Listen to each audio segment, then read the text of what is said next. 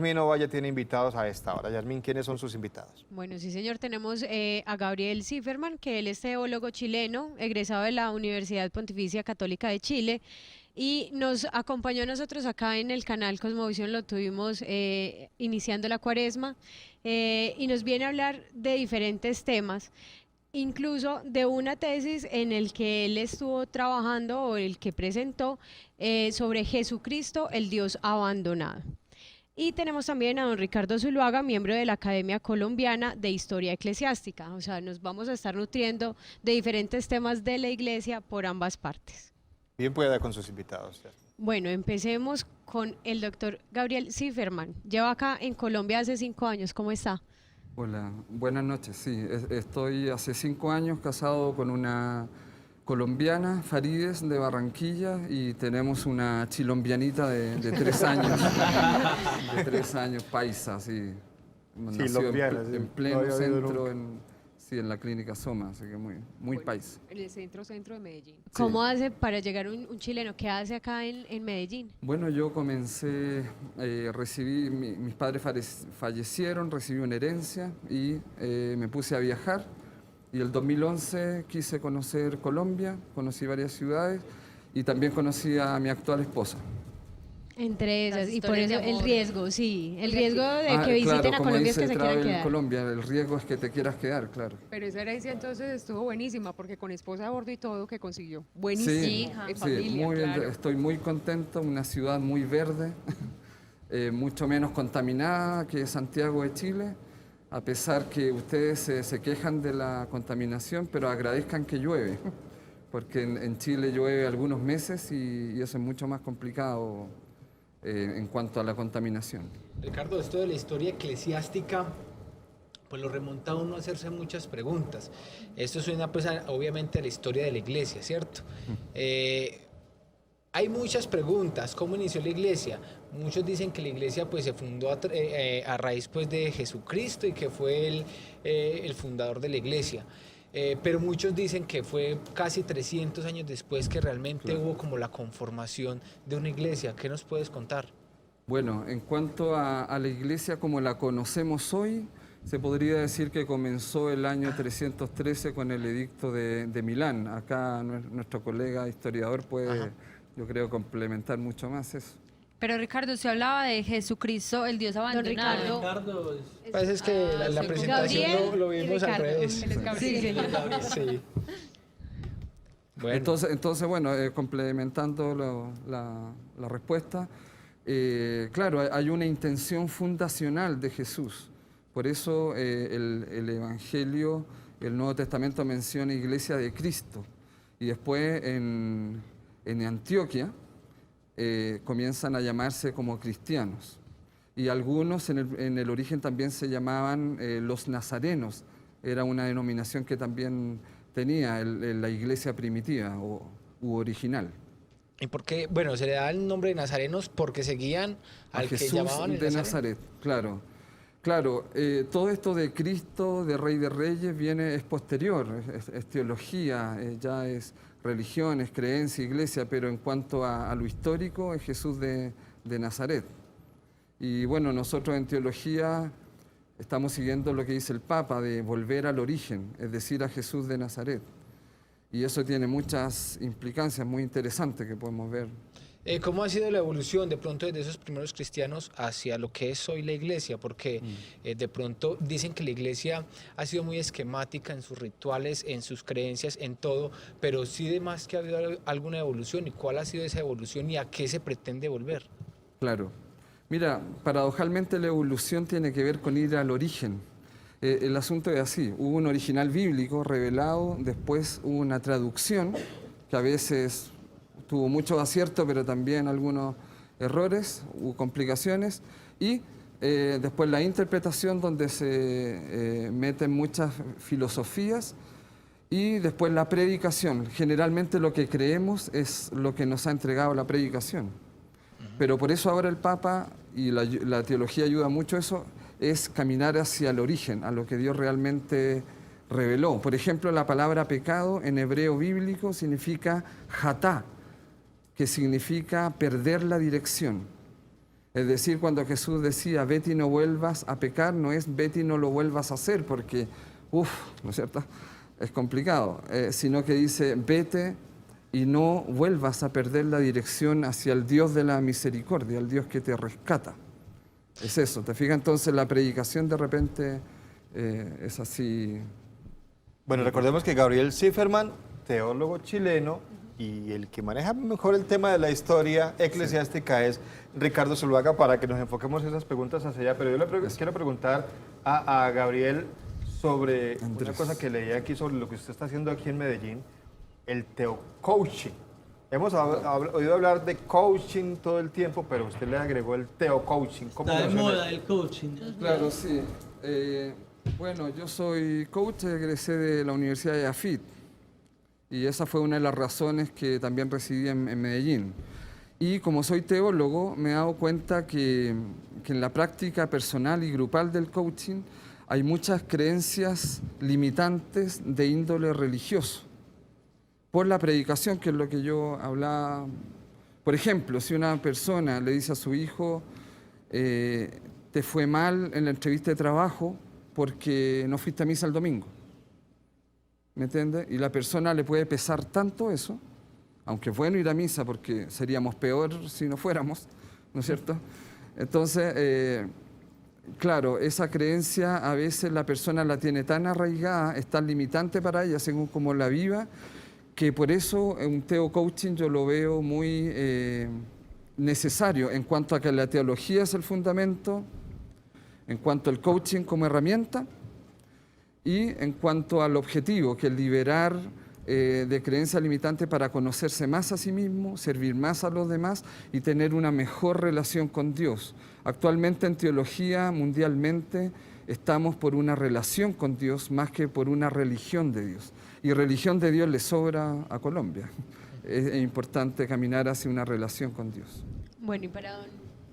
Yo le tengo una pregunta a Ricardo y pues de una vez la bienvenida también. Y yo quiero que nos cuente cómo es esa aceptación de la religión como es hoy. O sea, la iglesia como tal ha cambiado en los siglos, en los años y la percepción es diferente. Es muchísimo más distinto la concepción de religión, digamos, en el siglo pasado, en muchos siglos atrás. Hoy, como se está viendo el mundo, con esta necesidad de creer en Dios ante las guerras, la violencia, las desigualdades, el desequilibrio en tantas cosas, nosotros en Colombia sí hemos evolucionado en la fe o simplemente estamos apegados a algo por tener esperanza. Esa pregunta es muy compleja. Yo le diría, estamos evidentemente asistiendo a una transición profunda de una sociedad muy dominada por el credo católico, donde la iglesia copaba todos los espacios del ser humano, la vida íntima del hogar, la vida educativa, la vida social, a un ámbito en el que la iglesia católica hoy en día compite con muchas otras denominaciones. A mí me viene sorprendiendo un fenómeno recentísimo, pero es de meses en Colombia, y lo estoy viendo en todas las ciudades que yo viajo mucho, fuerte presencia de mujeres musulmanas. Y eso es cuestión de este año, eso no tiene más de 3 o 4 meses. Ahí hay un fenómeno creciente muy interesante. Y nada se diga de las crecientes denominaciones cristiano-evangélicas, que en ciudades como Cali, por ejemplo, pueden representar ya un 30 o un 40% del total de la feligresía. Entonces yo diría, para responder su pregunta, que hoy estamos en un espacio de mucha pluralidad, de mucha competencia, si se quiere, pero súmele a ello además una porción muy importante de la población que es cada vez más indiferente al fenómeno religioso. Mucha gente está buscando hoy más bien respuestas desde la espiritualidad y hay de todo. O sea, hay opciones, caminos personales, caminos antiquísimos como el budismo, todo tipo de respuestas. Entonces yo pienso que hay mucha pluralidad, mucha diversidad. Ese discurso hegemónico que la Iglesia Católica ejerció durante muchos siglos en Colombia, hasta hace 20 o 30 años, yo creo que no se verá más. Ricardo, en el caso de los católicos, ¿por qué es tan importante la luna y las fases lunares en todos los rituales que tenemos los católicos? No, recuerde que es que el catolicismo es una religión que viene heredada del mundo judeocristiano, o del mundo y del mundo romano. Entonces la forma de medir los tiempos, medir los ciclos de la vida, era a partir de la astronomía. Entonces el hombre se mueve alrededor de los ciclos lunares y eso también está en relación con la manera como tiene su acercamiento a Dios. Hay momentos y fechas más especiales del año, lo mismo que la numerología, ¿cierto? Y las ciertas épocas del año, ¿cierto? ¿Por qué ciertos ritos se celebran en verano, por ejemplo? Nosotros aquí el verano no lo conocemos, pero practicamos ciertos rituales y ciertas prácticas que eran propias del verano, que tenían una razón especial y unas exigencias especiales para la comunidad. Entonces, evidentemente el calendario que conocemos hoy en Occidente es un calendario esencialmente lunar y está relacionado con esa necesidad de poder ajustar ciertas prácticas a los ciclos cotidianos de la vida. ¿Qué es lo que pasa, por ejemplo, con la Semana Santa? Que siempre varía de acuerdo a qué, en cada año. Hay varían 2 o 3 fechas siempre dentro del primer trimestre avanzadito, ¿cierto? Pero sí, es evidente que siempre coincide el Viernes Santo en luna llena, ¿cierto? La Iglesia tiene unos parámetros por los cuales cada año determina en qué fecha precisa es que se celebra la Semana Santa. Anótese, es la única fiesta que es movible, ¿no? Y las consecuenciales de esta, las que se derivan de esta, las demás son inamovibles todo el año, es decir, tiene una fecha precisa, como el 8 de diciembre o el 25 de diciembre, esas no tienen esta relación. Claro, tiene que ver más que nada también con el día 14 de Nisan, que es el dato histórico que contamos según el calendario judío, que es el día en que murió Jesús. La verdad de lo que sabemos históricamente de Jesús es principalmente 2 cosas: lo que ocurre en el momento de su muerte, la crucifixión, el contexto histórico, y también una palabra reliquia que se llama en teología, que es la palabra Javá, que no significa padre, sino que significa papito mío. Eso tiene una consecuencia. Jesús no andaba por ahí diciendo este pechito es el Hijo de Dios, sino que le decía a Dios Javá. Entonces quien lo escuchaba decía, este tipo se cree el Hijo de Dios, porque le dice papito mío, y nosotros no podemos ni siquiera nombrar a Dios. ¿Me entiende? Entonces incluso la condena que le hace Caifás históricamente es por blasfemia, por creerse justamente el Hijo de Dios, es decir, lo mató la religión. Una persona Dios no tiene religión, Dios no tiene un Dios. Jesús de Nazaret no era cristiano, no era católico, no era evangélico, era Él mismo. Entonces, por eso la conclusión es que ser cristiano es descubrir, conocer y amar al Dios de Jesús, no a tu idea de Dios, sino al Dios de Jesús. Y el Dios de Jesús es el Abba, el papito mío, y no es algo romántico, tiene una consecuencia rotunda, social, ¿no es cierto? Porque es como el papito, ¿no es cierto? Cuando uno, ¿no es cierto?, tiene varios hijos, quiere que todos sean amados, que haya justicia, que todos estudien, ¿me entiendes? Sentirlo cercano. Es el Lo que papá pasa es de que todos. hay un tema, y es que siempre nos han mostrado a Dios, y yo lo he hablado con varias personas, como el castigador, el opresor, el que, bueno, y yo creo que no es así. Se supone que Dios, siendo nuestro Padre, pues ¿qué papá va a querer para su hijo lo peor, el castigo, bueno, lo que sea, lo malo? Y es como la concepción que hemos tenido de Dios, que nos han mostrado de Dios, que si lo hace entonces te va a castigar, vas a hacer lo peor, ¿cierto? O que Creo te que es prueba. cambiar, exacto. Porque te prueba, o sea, imagínate, yo en Chile, cuando a mi madre le dio cáncer y conversé con una persona muy religiosa, me dijo, bueno, esas son pruebas de Dios. Yo decía, o sea que Dios tiene que probar mi fe enfermando a mi mamá de cáncer. Sí, no. Entonces uno, de antemano uno dice, bueno, entonces Dios es sádico, pero Es no. malo. Claro, es malo. Entonces lo que realmente se ha perjudicado ha sido en la predicación en cuanto a no respetar el original bíblico. Fíjate, el original, de hecho la traducción en castellano tú dices, Abba, Padre, y no, porque la connotación está en papito mío, en el mío. Te fijas que intimidad, ternura, pertenencia, que Jesús es el Hijo de Dios, etc. Entonces, lamentablemente esas cosas yo no sé por qué no se traducen como deberían traducirse.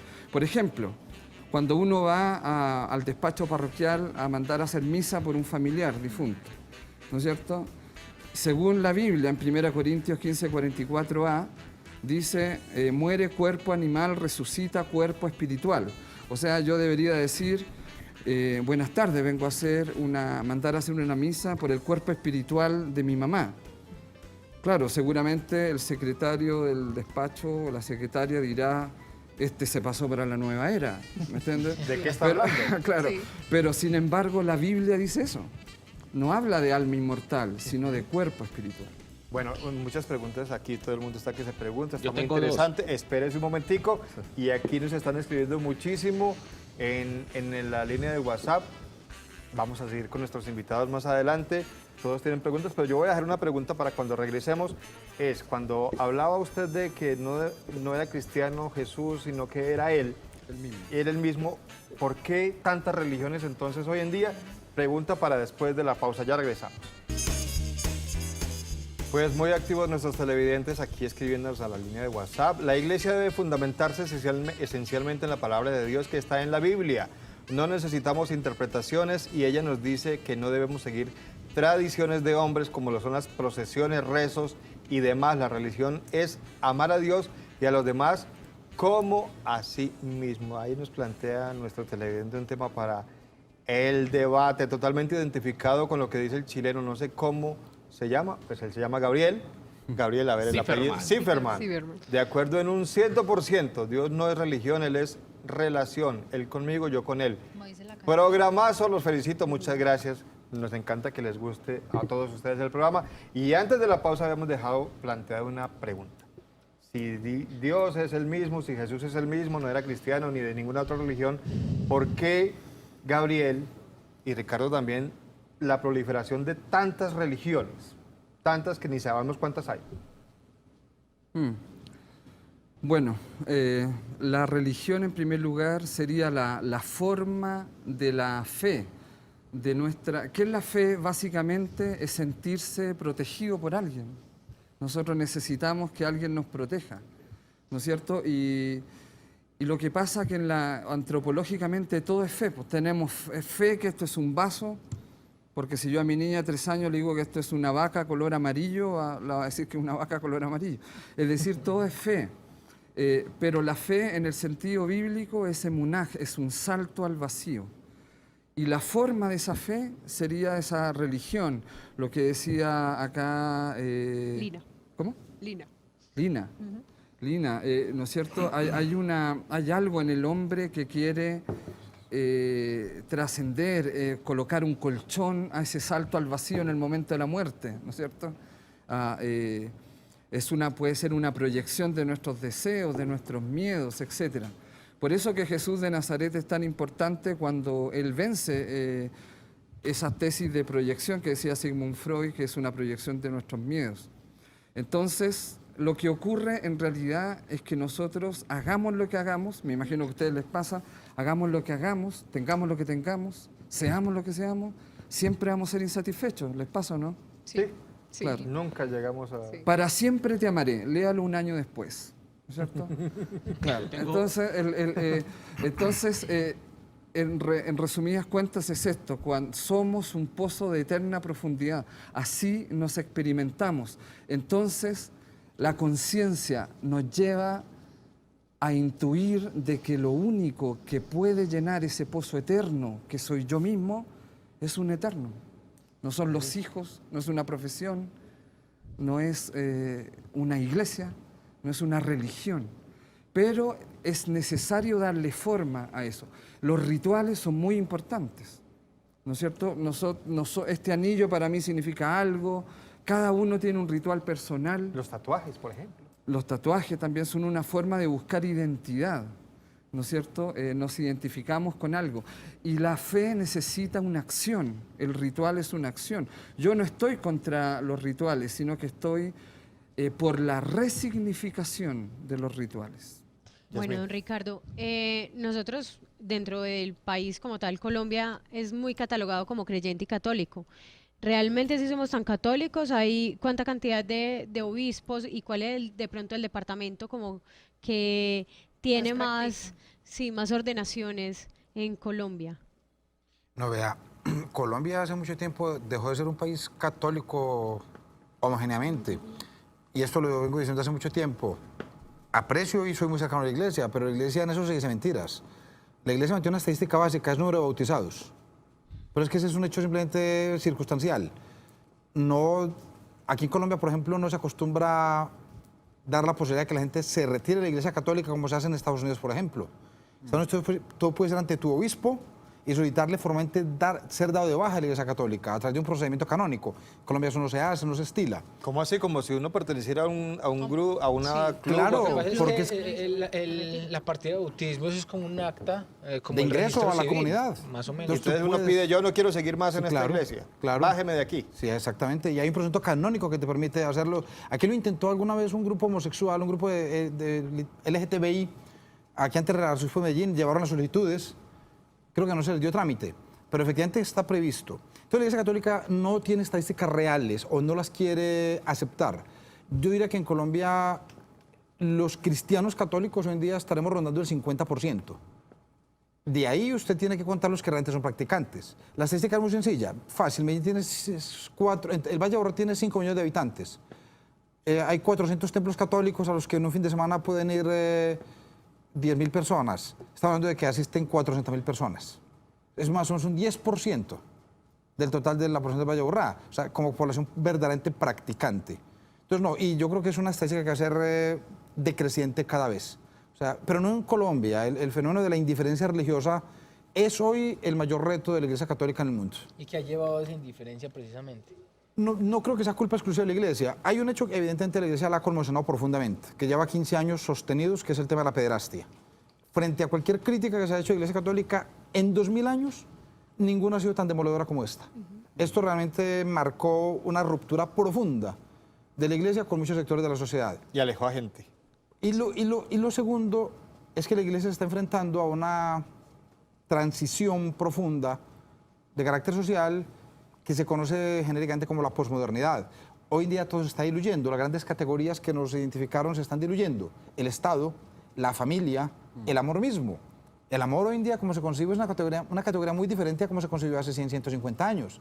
Entonces yo pienso que hoy los grandes mitos o las grandes estructuras no son de recibo ya para la sociedad. En ello la Iglesia Católica lleva mucho que perder porque es una estructura muy pesada, muy antigua, muy anquilosada. Yo digo, es como la abuelita, llena de carajadas. Por esa razón uno la tira por la ventana. Sí. Y además de Por lo uno, mismo, ganas no le el faltan. Papa Francisco, por lo mismo el sumo pontífice, ¿no es cierto?, nos ha llamado a una iglesia en salida, no una eclesiolatría, ¿no es cierto?, no una iglesia hacia adentro. Y ha dicho también, como bien dice Ricardo, que la iglesia no debe ser un museo, ¿no es cierto? Y a veces, lamentablemente, se cae en eso. El arzobispo de Medellín, Monseñor Ricardo Tobón, en su último artículo, si ustedes lo leen, se llama Alerta y en ninguna parte menciona la palabra Biblia ni iglesia. Es muy interesante eso. Bueno, él es doctor en filosofía y me pareció muy interesante, se lo recomiendo leer porque me parece muy realista y sin mencionar en absoluto ni la palabra Biblia ni iglesia. Entonces es un análisis muy certero de la realidad. Bueno, y detrás de esa pérdida de creyentes de la Iglesia Católica está la proliferación de iglesias. Yo me pregunto, ahí no hay es un negocio con tanta iglesia nueva que hay. Yo creo que Tanto diezmo, tanta cosa. hay de las dos cosas. O sea, evidentemente la Iglesia Católica en muchas ocasiones se quedó mucho en el rito, en la forma, y formó muy poco en una fe profunda y sólida a sus feligreses. Entonces a un pastor evangélico con 3 citas de la Biblia le desmonta el discurso a un católico mal formado. Lo primero. Y lo segundo, evidentemente, no todas. Pero hay muchos de estos cultos cristianos evangélicos a los que los mueven o en los que subyace su interés de orden económico o político o de otra naturaleza. Y eso sí es un tema que, tratándolo muy respetuosamente como se debe ser, esta sociedad debería ponerle un poco más de atención. Yo creo que nosotros tenemos que poner un poquito más de alerta en que nos puedan instrumentalizar los ciudadanos a efectos electorales, a efectos políticos y, ¿por qué no, como lo hemos visto ya con condenas concretas, a efectos sexuales? ¿Cierto? Ya tenemos casos de condenas de pastores que, alienando a sus feligreses, terminan instrumentalizándolos para otro tipo de efectos. Ricardo, qué pena. Hay algo que siempre me lo he preguntado y nunca he como obtenido una respuesta frente al tema, y es, siempre ha sido la pelea como entre las diferentes religiones, católica, cristiana y demás, que hay en la ciudad y que hay en el mundo entero, sobre quién se parece más a la Biblia, no se parece, y por qué ese tipo de creencias, porque alguien decide... bueno, para nosotros es muy importante el bautismo, no, para nosotros es muy importante cómo se viste, eso como en qué momento se dio, y si de pronto hay una religión en este momento que tenga como un parecido realmente a lo que dice la Biblia. Vea, las divisiones, la primera precisión es esta. Hablar de cristianos como lo manejamos en Colombia es un error. Cristiano es todo aquel que cree en Cristo, incluidos los católicos. O sea, Entonces los evangélicos, cristianos evangélicos a veces tienden a ser un poco excluyentes cuando dicen que yo sí soy cristiano. No, cristiano es el que cree en Cristo. ¿Tú eres cristiano en qué perspectiva? Ortodoxo, copto, católico, evangélico, pentecostal, ¿cierto? Hay muchas, muchas formas. ¿En qué línea? Lo segundo es que las divisiones, si tú vas a los evangelios mismos, desde la primera letra del evangelio casi está la división presente. Judas Iscariote no fue más que una disensión.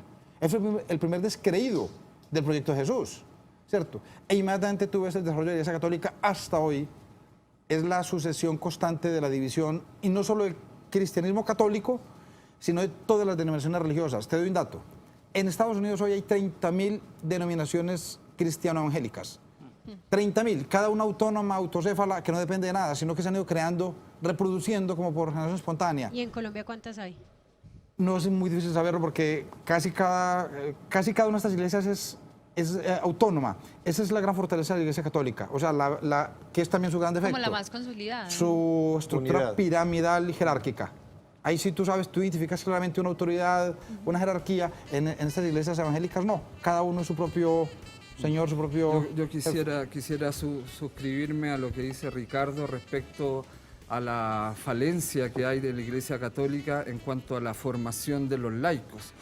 Fíjate, en el mundo la Iglesia o los cristianos católicos son el 17% de la humanidad. De esa iglesia, el 95% es laico y el 5% es jerarquía. Entonces, es importantísimo, fundamental que los laicos se formen. Por eso yo, por ejemplo, hago clases de teología en las parroquias, no en la academia. Yo he hecho esa opción, el tener olor a oveja, como dice el Papa Francisco, ir a la parroquia. Y hay una sed tremenda de eso, la gente se libera, no se va de la iglesia, sino que se queda, pero de manera mucho más significativa. Pero también hay muchos clérigos que no los apoyan en cuanto a dar la oportunidad a que uno mismo a veces haga clases en parroquia. Entonces, hay que formar el mismo arzobispo le ha dicho a los sacerdotes, ¿no es cierto?, que le ha recomendado que formen a sus laicos. Entonces, también es importante que el clero obedezca a su arzobispo en ese sentido, porque no es solo un asunto piramidal, sino que de comunión, de relación. La gente busca espiritualidad, ¿te fijas? Y también, ¿para qué estamos con cosas? O sea, la realidad es que Jesús de Nazaret, en cualquier época de la humanidad, molestaría tenerlo ahí, diciendo lo que decía. Incómodo, Porque se fue sería contra incómodo. Claro, incómodo. Se fue contra los 5 poderes: económico, militar, político, religioso y popular del pueblo. Bueno, lamentablemente se nos acaba el tiempo. Los vamos a invitar, Ricardo y Gabriel, en otra oportunidad, porque este tema ha generado aquí bastante polémica. movimiento Muy bueno. en las redes sociales. Inclusive vea, nos escribe Willington Palacios, que dice él es que es chocoano, vive en Bogotá, dice que nos ve y le parece muy interesante el programa, y el tema de hoy es muy complejo, pero sí dice que no le queda clara la respuesta de por qué tantas iglesias. Le pido, por favor, Gabriel, rápidamente que le respondamos a Willington. Nuevamente, ¿por qué tantas iglesias? Tantas religiones. Bueno, en primer lugar, pienso que hay una manera de leer la Biblia, de estar frente al texto. Una manera es fundamentalista, ¿no es cierto? Acoger el texto de manera explícita, textual. Y otra manera, que es la de la formación teológica con el contexto bíblico. Yo me he dado cuenta en este tiempo que hay ahí, el problema de que se originen tantas iglesias es el concepto de inspiración bíblica.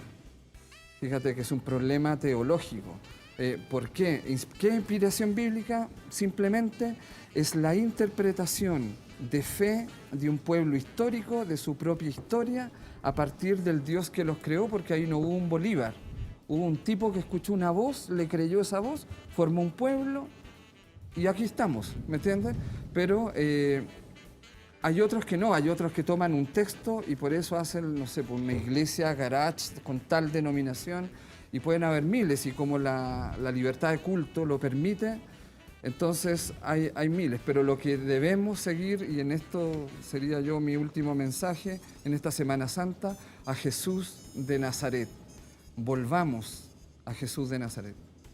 Gabriel, muchísimas gracias por habernos acompañado y Ricardo también muchas gracias por su presencia en el programa en esta oportunidad. Comprometidos de una vez porque este tema sí que es Muy bueno. polémico, sí que genera Y debate. quedé en la mitad, Germán.